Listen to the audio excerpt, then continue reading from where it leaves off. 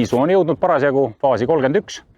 Et parasjagu selline aeg, kus võiks hakata uurima, et mis nisul puudu on ja milliseid toitainetele võiks juurde anda.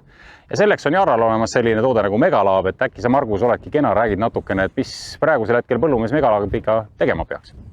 Jaa, Megalaab on praegult kõige õigem hetk esimesi proovi võtta. Varem oli natukene vara, taimed ei olnud veel hakanud mullast päriselt toitainet kätte saama ja seega võib-olla pilt ei olnud kõige õigem. Seega, kuna on kasvufaas kuskil 30-31, siis nüüd saabki siis, kui suur kiire külviaeg on möödas või kellel veel möödas ei ole, siis selle külvi vahelt teha selline korralik jalutuskäik põllul, koguda üks korralik peotäis 150 grammi lehti ja saata need siis meie Megalaab laborisse. See Megalaab labor on üks tänuväärne just sellepärast, et sealt tulemused tulevad hästi kiirelt. Et siin kohe-kohe on tulemas peale seesama mikrodega pritsimiste ringid ja sellepärast oleks vaja neid tulemusi saada ju põhimõtteliselt eile. Et aga eilseks me päris neid ei saa, aga kuskil nädalaga saab küll.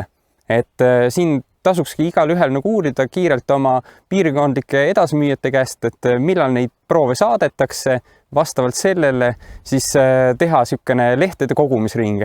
Et lehtedega ei tasu karta seda, et nad peavad olema kohe niisugusel samal päeval korjatud ja samal päeval laborisse saadetud. Et kui on teada, et esmaspäeval läheb ring, korja rahulikult nädalavahetusel reedel see hunnik lehti ära, pane nad kilekotti, jäta kilekott pealt lahti ja siis ei juhtu nendega mitte midagi, sest et laborisse jõuavad nad niisuguse 2-3 päevaga, seal nad nagunii analüüsideks valmistatakse ette, nii et ei tasu üldse karta.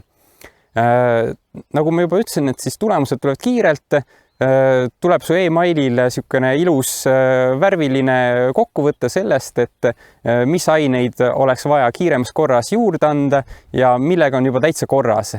Et kindlasti võib juhtuda see, et sa viid analüüsi, taim on ilusti toidetud ja sul tuleb tulemus, et võib-olla pead 1-2 mikrot ainult panema ja seega võib-olla näiteks pead tegema üldse pritsiringidel väikseid muudatusi, et kas panema näiteks mõne monoainega pritsima, näiteks nisule väga hästi sobiks grammitrel, kus on kõik asjad sees.